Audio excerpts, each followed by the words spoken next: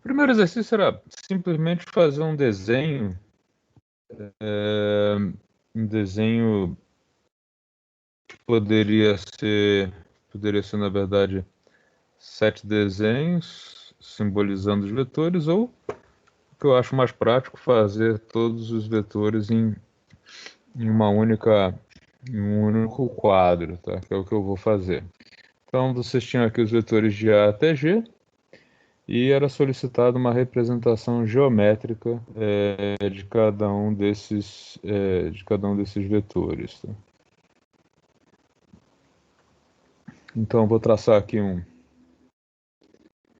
um eixo X, bem grandão, um eixo Y também, de maneira a conseguir colocar aí todos os 7 vetores nessa mesma tela. Tá? Então, o primeiro deles, F1, 5, 5. O que isso significa? Que ele tem 5 newtons no eixo X e 5 newtons no eixo Y. Tá? Apontando para o lado positivo e apontando para o lado positivo. Então, que vetor seria esse? Um vetor que vai aqui até o ponto 5, 5. Esse é o vetor F1 aí do exercício. Tá? O vetor F2 ele já aponta para o lado negativo e negativo. Menos 10 e menos 20. Tá? Então,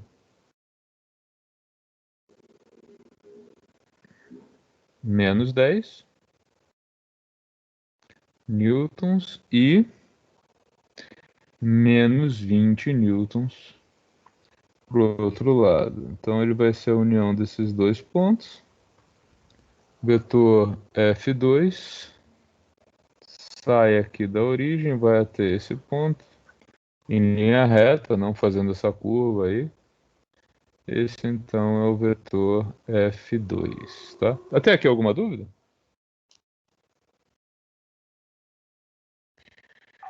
O F3 é negativo positivo. Então, menos 10 no eixo X, que eu já tenho até essa marcação aqui.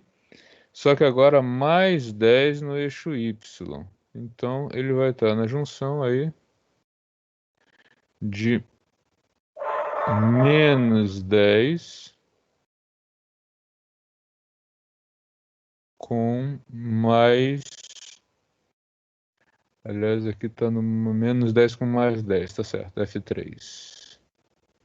Tá, 10 e 10. Então, o vetor, deixa eu manter o padrão, fazer o vetor em vermelho. Boa noite, professor. Boa noite, tudo bom? Pensei que você tinha me abandonado. Não, sem abandonar. O senhor está compartilhando a Pensei, tela? tô, você não tá vendo? Não. Será que eu tô com bug? Mais alguém não tá vendo? Pra mim tá normal. Aqui tá aparecendo. Talvez você tenha que desligar e religar o computador.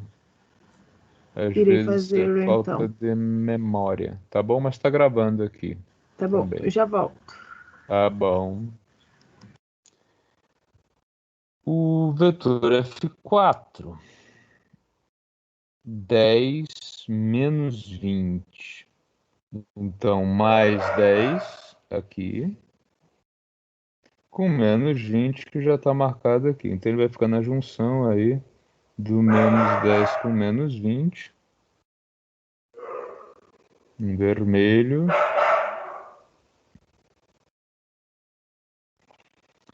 Tá aqui o vetor F4. Tá? Depois, os vetores F5, 6 e 7, eles só têm componente em um eixo. Então, o F5, por exemplo, ele é o menos 40i. Então, 5, 10. 10 vai estar por aqui. E eu vou colocar o 40 bem aqui, distante. Que vetor seria esse?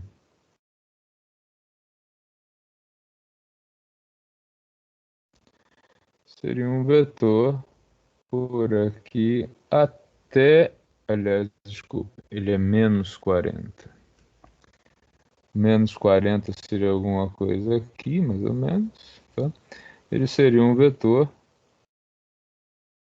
voltado aqui para o lado negativo ao longo do eixo X. Ele poderia, na verdade, estar em qualquer lugar, né? Desde que ele fosse paralelo ao eixo. Este é o vetor F5 e aqui ele chegou no ponto menos 40. Tá? Já o F6, ele só tem componente ao longo do eixo Y e ela é positiva. Então, 10, 20 seria um vetor. Deixa eu engrossar isso aqui. Então, seria um vetor aqui ao longo do eixo Y, apontando para cima. Esse aí é o vetor F6. E por último, o vetor F7, ficou meio escondido aqui.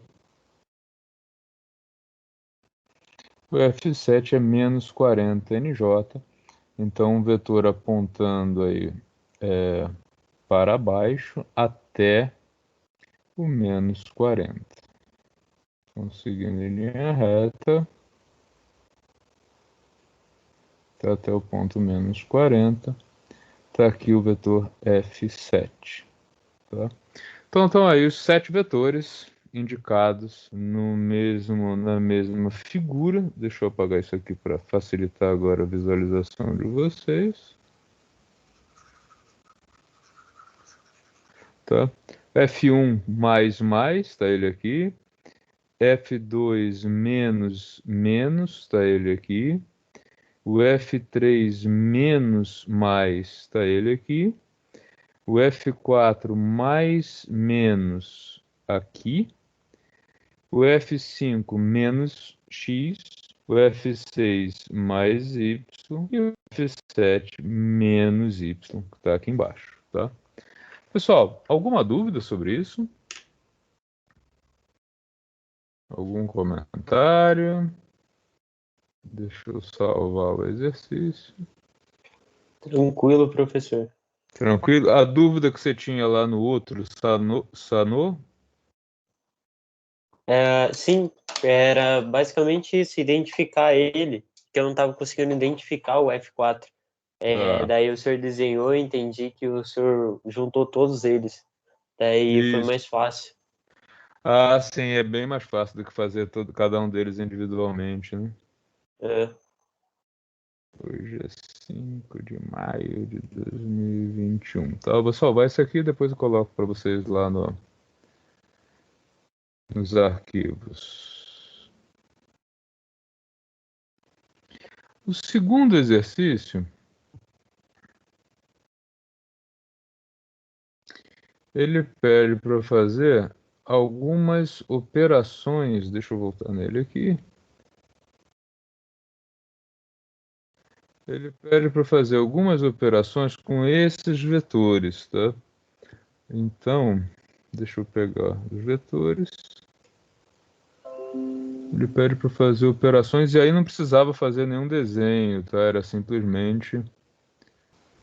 Então, aqui no segundo exercício, agora ele pede para fazer algumas operações matemáticas com estes vetores, tá? Como eu já salvei a lousa, eu vou apagar o desenho, depois depois vocês vão ter acesso ao arquivo dele, só para ficar tudo aqui no mesmo quadro, com uma melhor visualização, tá? Então eu tenho aqui 7 vetores e seis operações para fazer com eles, tá?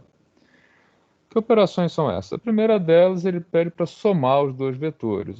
Quando eu quero somar vetores, e eu já tenho eles na representação analítica, é muito fácil, né? Eu vou somar eixo horizontal com eixo horizontal, vertical com vertical. Então, a operação F1 mais F2, ela é igual. O I e J, tanto faz se eu coloco ele antes ou depois do valor numérico, tá? Quem que eu vou somar aqui? 5 com menos 10, né? Esses dois valores. E depois, no eixo vertical, J, 5 com menos 20, tá? Então, F1 mais F2 vai ser igual a menos 5 I e menos 15J. Então tá aí em newtons, né? Tá? A soma dos vetores F1 com F2, tá? A segunda operação, que talvez tenha causado um pouco mais de dúvida, é o vetor F1 menos duas vezes o vetor F2. Então, como é que vai ser isso? F1, eixo X, 5, menos duas vezes, quem é o F2x? Menos 10. Mais eixo vertical, 5 também, menos duas vezes, ele aqui, menos 20. Então, F1 menos duas vezes F2 é 5, menos com menos dá mais, 2 vezes 10, 20. E aqui 5 menos vezes menos mais 40. Então, o vetor F1 menos duas vezes o vetor F2 é o vetor 25 newtons e mais 45 newtons J. Né? Um vetor mais que fica lá no quadrante todo positivo, tá? Beleza? Tudo fácil?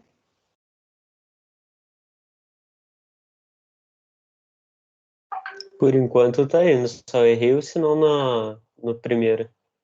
Tá, normal. Agora, F4 menos F6.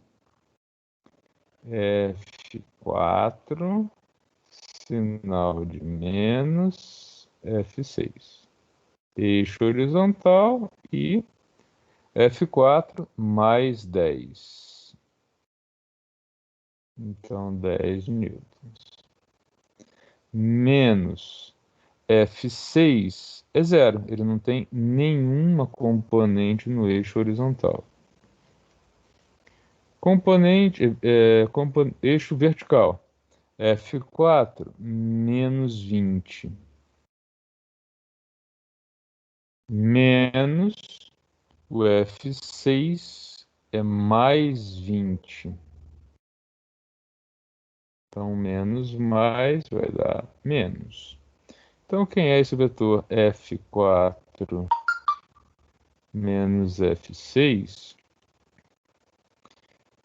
10 newtons e menos 40 newtons J. Tá aqui. Resultado aí do F4 menos F6, tá? Letra C. Deixa eu subir isso aqui mais um pouquinho. Dá para fazer aqui no canto? Ainda dá. Letra D. F1 mais F2 mais F5. O que muda da operação? Nada, só que agora eu tenho 3 vetores, tá? Então vamos lá, F1, deixa eu apagar aqui o do anterior. F1 mais 5, F2 menos 10 e F5 menos 40. Tudo no eixo horizontal. Tá, então 5 menos 10 menos 40. Eixo vertical, 5 menos 20 e 0. Então, 5 menos 20. Quem é esse vetor, então? Ele vai ser o menos 45 newtons e menos 15 newtons, né? 5 menos 20, J. Ok? Tudo fácil, né? Letra E, eu vou arrastar aqui bem para o cantinho, vou fazer ali. Letra E.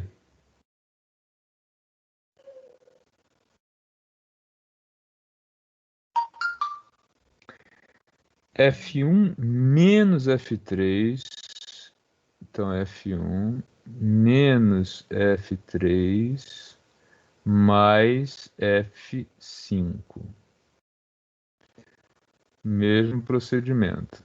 Eixo horizontal, vou apagar aqui os destaques. Quem é o F1? Mais 5. Quem é o F3? Menos 10. E quem é o F5? Menos 40.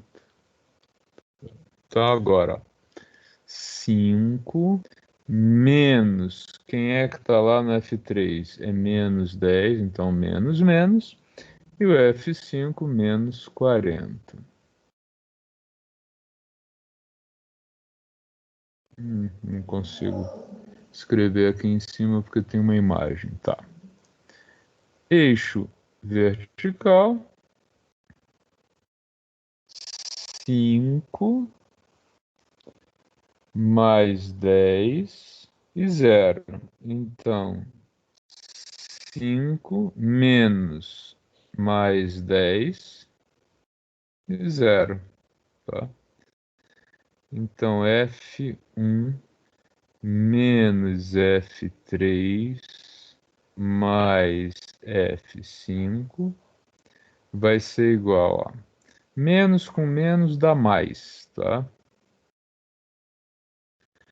Então a gente vai ter aqui menos 25 newtons e menos 5 newtons J. Esse é o resultado aí da composição de F1 menos F3 mais F5. E por último, letra F. F2 menos F5 mais F7.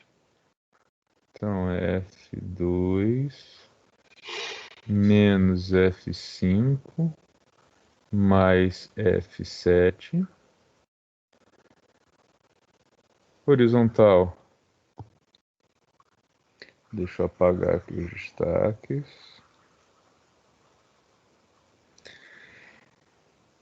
O F2 menos 10.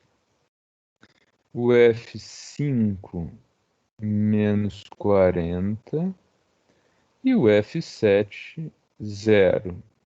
Tá? Porque ele é menos 40 só no eixo vertical.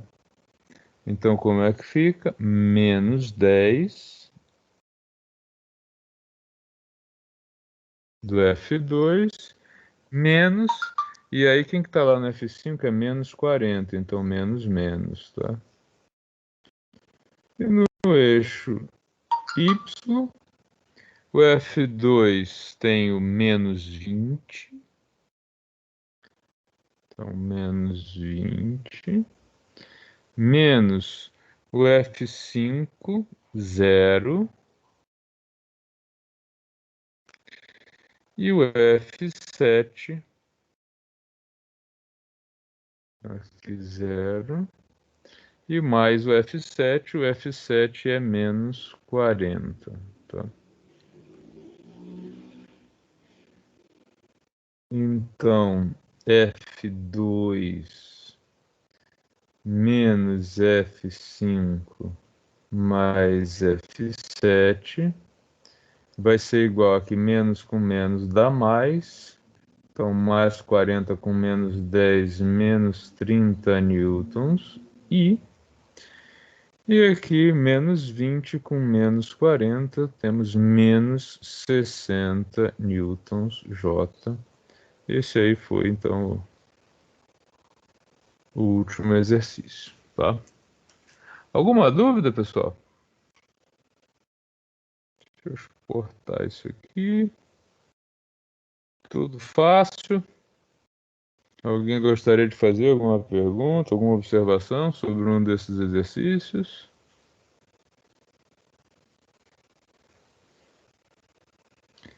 Ok. Tranquilo, professor. Só Tranquilo? tem que prestar atenção no sinal mesmo. Isso é. Professor, por Na que menos realidade, 10, menos 40 deu negativo, positivo? deixa eu voltar na imagem. Em qual exercício? No F, não era para dar positivo no 30? Mais 40 menos 10 tem razão, positivo. Aqui, né? Então fica mais 30, porque menos 10 com menos 40 dá mais 40, ok? E aqui não, aqui é menos, então mais 30 menos 60, ok. Deixa eu até salvar de novo para corrigir a falha. Obrigado. Vamos lá. Lei de Newton, então, é o próximo tópico, o motivo pelo qual a gente teve que estudar um pouco aí da álgebra de vetores, né? A física newtoniana, ela, em alguns lugares e até em alguns livros, ela é chamada de física ou mecânica vetorial, dada a importância dos vetores para entender a física na abordagem de Newton. Tá? Eu enfatizo a abordagem newtoniana porque não é a única, né? Existem outras mecânicas. Nos cursos de engenharia, em geral, vocês têm só a abordagem newtoniana, mas não é a única. Tá? Falar um pouco dessa figura histórica, rapidamente. Newton foi um cientista brilhante. Ele foi o criador de duas coisas que vocês amam nos primeiros anos de engenharia.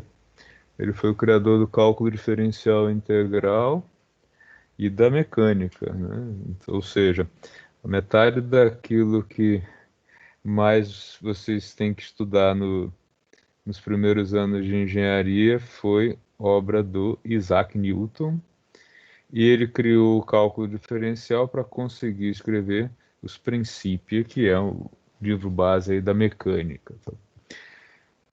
Apesar disso, Newton não tirou aí todas essas ideias e todos esses resultados do zero.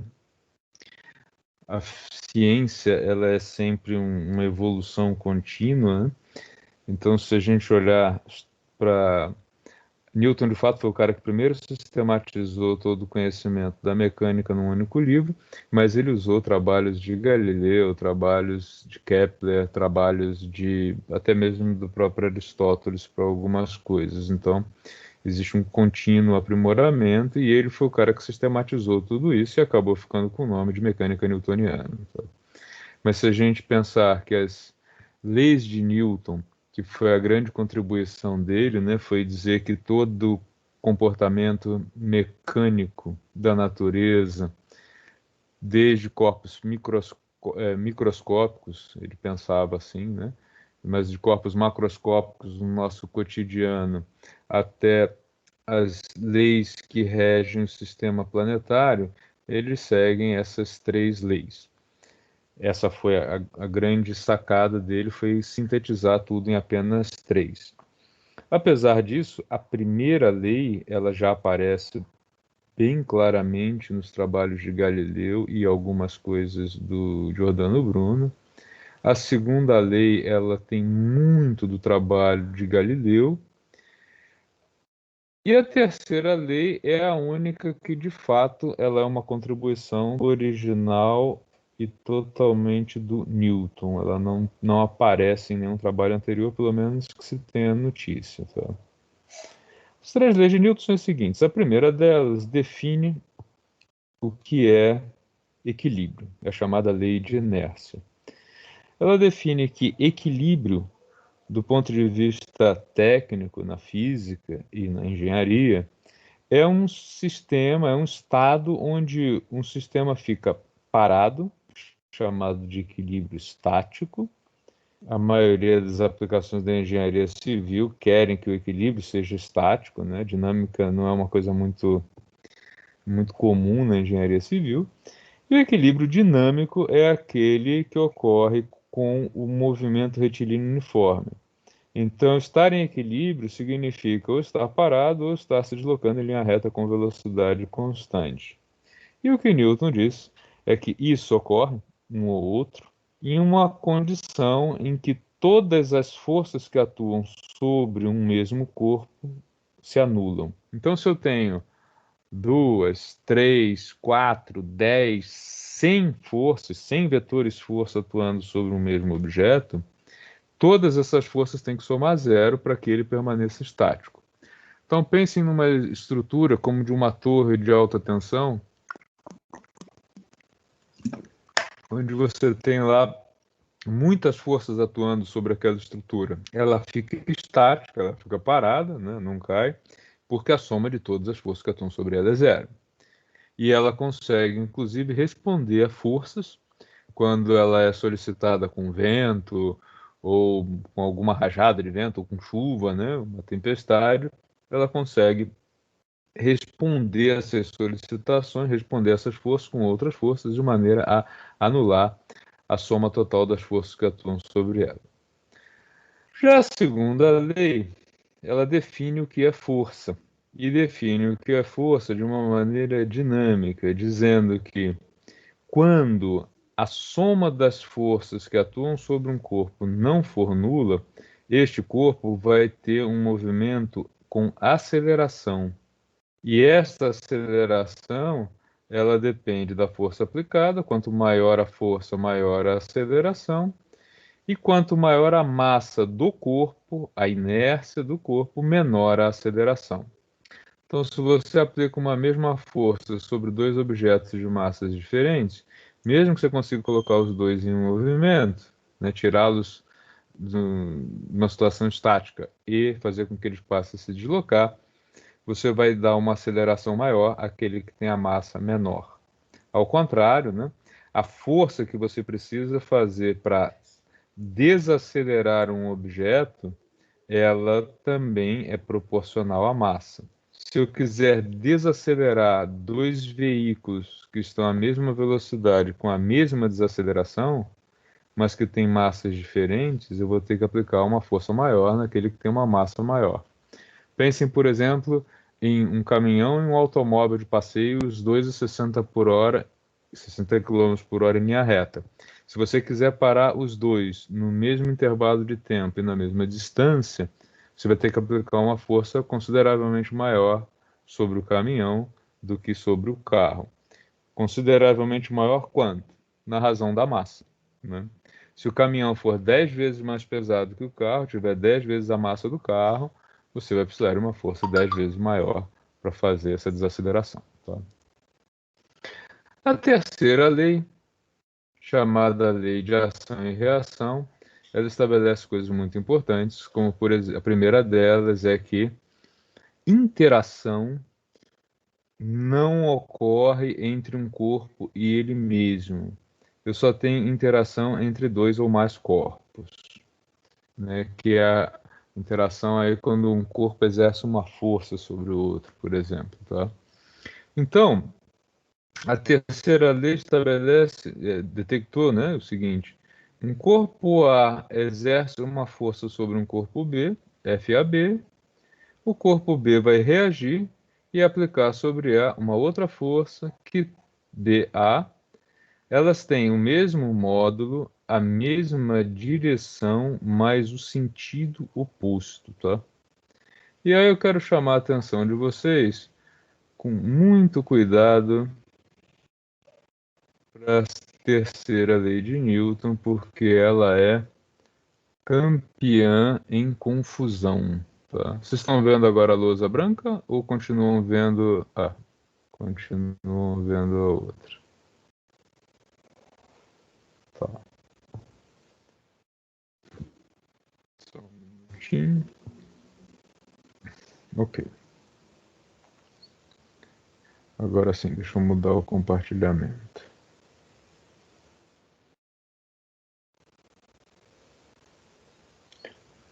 Bianca, você voltou para a sala, Bianca?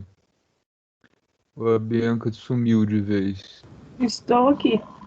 Ah, bom, você tá tão calada que eu tô até achando estranho. Isso é sono? Não, professor, né? Não. Tô só quietinha Não? mesmo. Ixi, o que houve?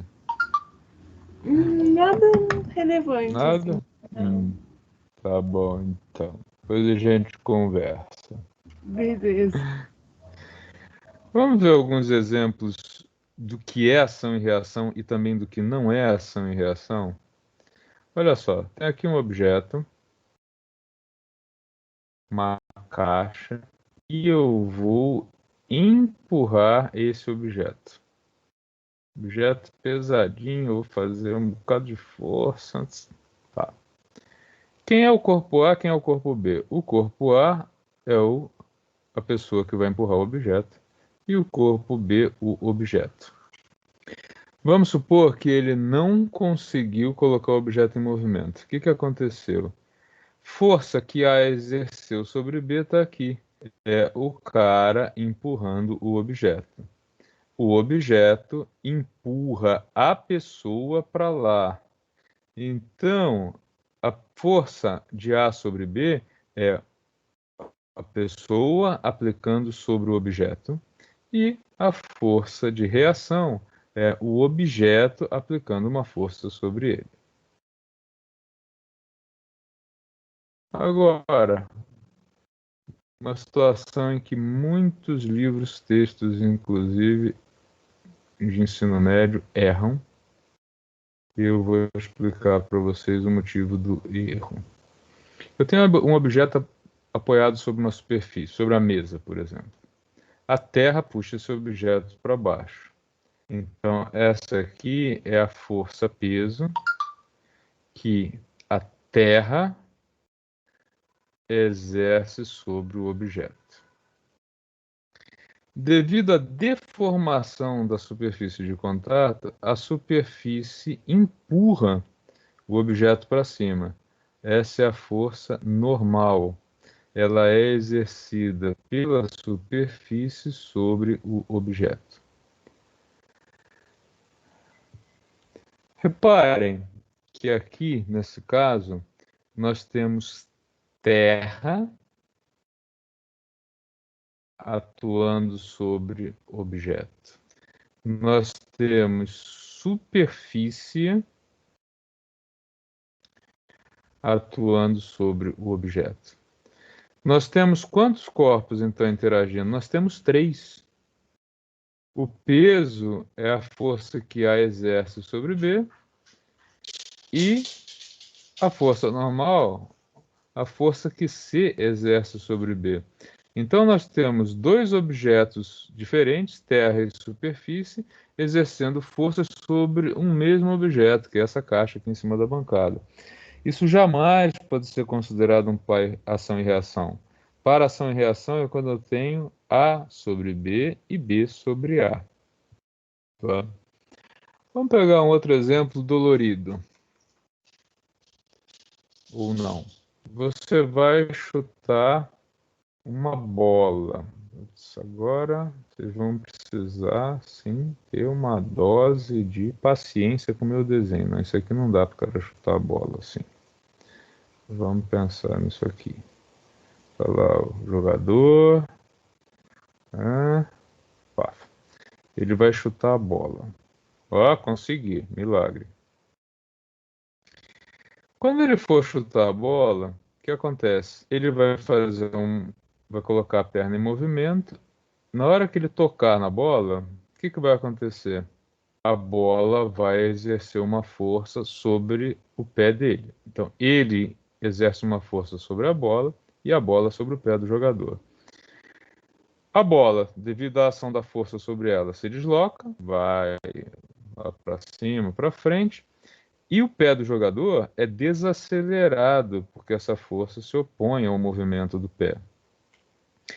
Tanto é que o que acontece quando um jogador, né, fura a bola, né, ele fura no sentido de conseguir recolher a musculatura da perna rápido, ele vai ter uma tremenda distensão, porque ele deu um impulso muito grande na perna, não achou nada que exercesse uma força contrária a isso, e ele vai até que a musculatura e o tendão dele brequem o movimento do pé. E isso pode causar uma distensão séria. Então, isso está baseado, né? Ele exerce uma força sobre a bola em movimento, a bola exerce uma força sobre o pé, breca o movimento do pé, desacelera, tá ok? Então, ficou clara agora a diferença entre duas forças aplicadas sobre o mesmo corpo e um par ação e reação?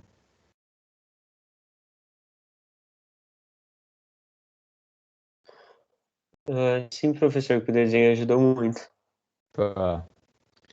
É uma coisa que alguns livros de ensino médio, inclusive, eles cometem o erro de chamar peso e força normal de paração e reação, tá? Então, muito cuidado com isso.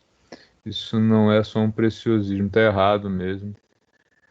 Aqui, por exemplo, a gente tem uma situação de equilíbrio estático, né? Um objeto pendurado por um cabo, a terra puxa o objeto para baixo e o cabo puxa o objeto para cima, devido a ele estar preso no teto. Também não é um paração e reação. São duas forças, uma exercida pela terra e outra pelo cabo, atuando num mesmo objeto, tá? Enquanto o cabo for capaz de exercer uma tensão capaz de anular o efeito do peso, o objeto permanece estático. Se o cabo não conseguir exercer essa força, ele vai romper, isso aqui vai cair, tá? Ou até mesmo a conexão entre os dois, se for uma solda, se for algum outro gancho aqui prendendo os dois, também tem que ser capaz de exercer essa força, caso contrário, o objeto vai entrar em movimento. Por isso, é mais comum que nós tenhamos não um cabo, mas dois cabos segurando o mesmo objeto, dois ou mais, né? Até por questão de segurança. Agora, nós temos não duas forças, mas três. Tem a tensão 1, que o cabo do lado esquerdo exerce sobre esse ponto, de junção dos três cabos. Tem a tensão T2, que o cabo do lado direito exerce nesse ponto. E o peso que se propaga aí ao longo de todo esse cabo que aponta para baixo. Para que esse objeto permaneça em equilíbrio, T1 mais T2 mais peso tem que dar zero. Se isso não ocorrer, ele vai entrar em movimento ou no sentido vertical ou no sentido horizontal. Tá? Nesse caso, nós temos que o vetor T1 pode ser dividido em duas componentes, como a gente fez antes. T1x, T1y. Do mesmo jeito, T2 tem componente x e componente y. E o peso só componente y. O que a gente vai observar, então, é que a soma das componentes T1y e T2y tem que anular o efeito do peso. Já as componentes T1x e T2x, elas têm que se anular mutuamente para que eu não tenha movimento ao longo do eixo x, tá? Em termos de ângulo, como eu coloquei aqui nesse primeiro exemplo dois ângulos iguais, θ e θ, aqui a gente vai ter também ângulo θ e ângulo θ, tá? Daí, quem é a componente T1x, T1 cosseno θ, T1y, T1 seno de θ. Mesma coisa para o vetor T2. T2 cosseno θ, T2 seno de θ. Como os ângulos são iguais dos dois lados, nesse primeiro exemplo, no eixo x, o que a gente vai ter? Que T1x é igual a T2x, logo T1 cosseno θ igual a T2 cosseno θ. Os cossenos são iguais, se anula. Então, T1 igual a T2 igual a T. Eu não preciso distinguir entre a tensão do lado 1 e 2, porque elas são iguais. E aí, sabendo dessa informação, eu vou lá tratar do eixo Y. No eixo Y, a soma de T1y e T2y é que tem que anular o efeito da força-peso. Tá? E aqui, o que vai acontecer? A gente vai ter T seno θ, T1, né, mais T seno θ, que é o T2. Os dois são iguais, tudo isso igual ao peso. Ou seja, a gente vai ter que 2T seno θ é igual ao peso, ou ainda que a tensão é peso sobre 2 vezes o seno do ângulo. Tá? Essa é a situação mais tranquila desse tipo de estrutura, mas também menos comum, em que nós temos dois ângulos exatamente iguais. No geral, nós vamos ter estruturas um pouco mais complexas, como essa daqui, com ângulos diferentes. Tá? Então, do mesmo jeito, eu quero que a soma de todas as forças que atuam nesse ponto seja zero, para garantir que essa estrutura vai permanecer em equilíbrio. Tá? Agora, os ângulos não foram dados de maneira tão direta. Então, a primeira coisa é identificar as forças. Por que esse sistema permanece em equilíbrio? Porque eu tenho um cabo que puxa esse ponto para cima e para a esquerda, eu tenho um outro cabo que tensiona ele para cima e para a direita, e este último cabo aqui é tensionado para baixo devido à ação do peso. Tá? Identificação dos ângulos.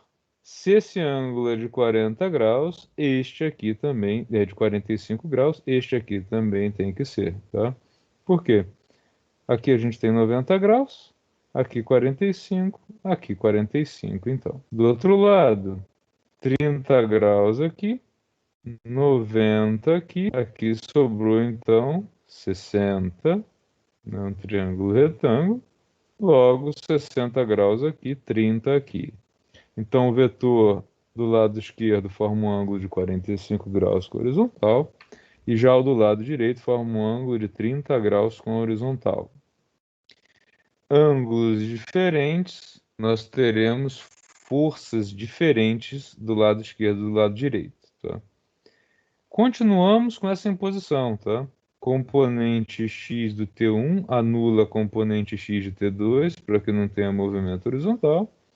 E a soma das componentes 1 e 2 verticais anulam os efeitos da força-peso. E isso garante que essa estrutura seja mantida em equilíbrio estático.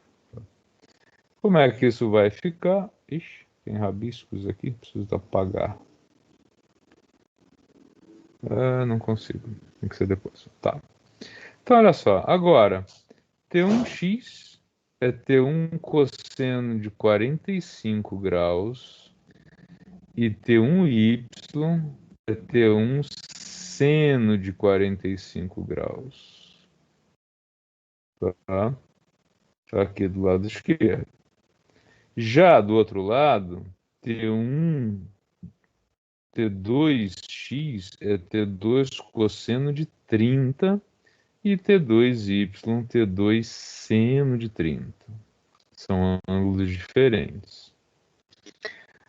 o que eu fiz aqui foi simplesmente substituir senos e cossenos pelos valores, né? 45 graus tem seno e cosseno iguais a raiz de 2 sobre 2. E o seno de 30 graus é igual a 1 meio. E o cosseno é igual a raiz de 3 sobre 2, tá? Então, usando esses valores que estão repetidos aqui, o que é que eu fiz?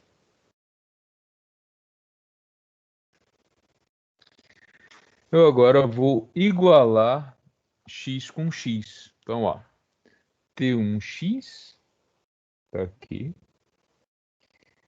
tem que ser igual a T2x para garantir o equilíbrio no eixo x. Como agora os ângulos são diferentes, eu posso simplificar aqui 2 com 2 e eu vou ter o seguinte resultado. T1 vai ser igual a raiz de 3 sobre a raiz de 2. Este dividido por esse. Esse aqui ficou, e esse aqui passou para o outro lado dividindo. No eixo y, a gente tem que T1y, tá ele aqui, somado a T2y, tá ele aqui, são iguais ao peso. O que eu vou fazer para resolver essa equação?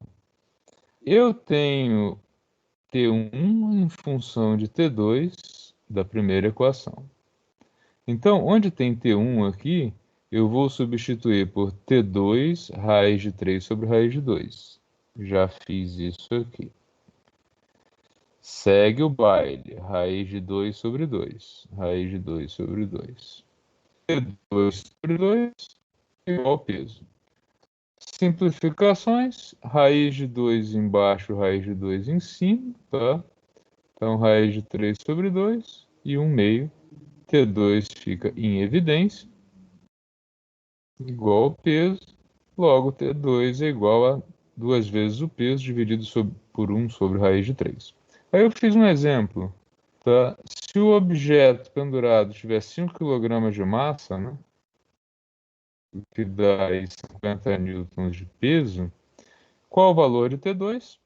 Basta substituir aqui. Chegou aí no valor de aproximadamente 37 newtons, né, 36,6. Com isso, eu volto aqui nessa primeira equação e calculo o valor de T1. Então, T1 vai ser o valor de T2.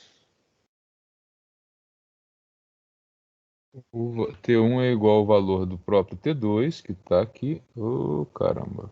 Cismou de voltar. Tá? Esse aqui é o valor do T2, que a gente já calculou, vezes raiz de 3 sobre raiz de 2, resultado 44,8 newtons. Tá? Então, eu tenho agora uma especificação para o cabo do lado esquerdo. Ele precisa suportar pelo menos 36,6 newtons. E do lado direito, aliás, do lado esquerdo, ele precisa suportar no mínimo 45,8 newtons. Claro que na prática, quando você faz isso, você vai pegar esses valores e colocar uma margem de pelo menos 30% de segurança para a massa que cada um dos cabos precisa suportar. Importante observar o seguinte: quem ficou com a maior carga foi o T1, esse daqui. Esse aqui ficou com uma tensão menor. Na realidade, isso vai acontecer sempre que os ângulos forem diferentes, com o lado que tem o ângulo maior em relação ao eixo X. Eu vou ter mais tensão deste lado do que deste lado aqui. Tá? Por quê? Porque esse cara daqui tem que anular o efeito da componente X desse lado e, como ele tem a maior componente vertical, ele vai contribuir mais fortemente para o equilíbrio do peso, né, que está pendurado ali. Tá? Então está aqui a explicação de por que o lado com a maior inclinação em relação ao eixo horizontal vai ficar com a maior tensão também. Ok? Dúvidas? Eu tenho um professor. A gente vai. Tem uma fórmula, então, que eu pude perceber que a gente vai ter que achar primeiro o ângulo, fazer a conta. Não. O ângulo você vai buscar ele usando trigonometria se ele não for dado. E depois Certo. você vai aplicar o conceito. As forças tomadas têm que ser zero. Você vai identificar os vetores, componente x e y, e vai ter que fazer as considerações para chegar nas tensões de tal maneira que essas forças se anulem. Não tem fórmula nenhuma, tem só a lei de Newton. Soma das forças é zero. Ok, professor. Tá? Valeu. O que eu vou fazer agora? Vou dividir vocês em grupos, já são quase 10 horas. Não sei se vocês vão conseguir terminar o exercício hoje, mas já está disponível para vocês. Deixa eu ver se estou falando a verdade, se já está disponível mesmo. Eu acho que já. Lá na área de trabalhos, nós temos alguns exercícios para vocês.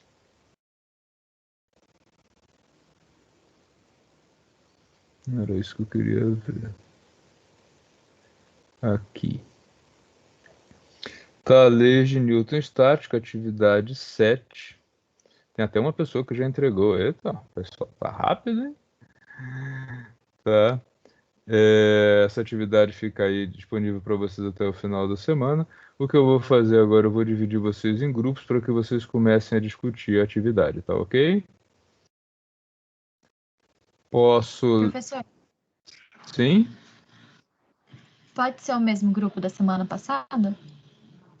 Pode, eu acho até que ele repete o grupo. Deixa eu ver se eu deixei ele aqui com os grupos. Sim, ele já está aqui com todos os mesmos grupos da semana passada. Se alguém ficar de fora, eu redistribuo, tá? Ao menos que Professor, alguém só no queira meu trocar de grupo grupo. que tem que não tem uma participação de uma pessoa porque ela não saiu a bolsa Simub e ela trancou a faculdade. Daí no meu grupo só vai ter eu e o Lucas e o Miguel.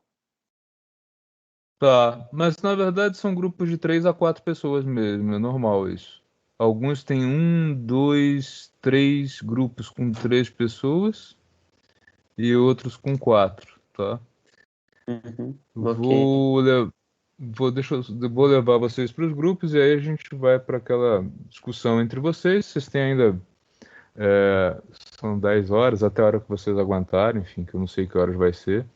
Por isso, deixa eu tirar logo a lista de presença de vocês. Senão o pessoal começa a sumir, já com isso. Tá?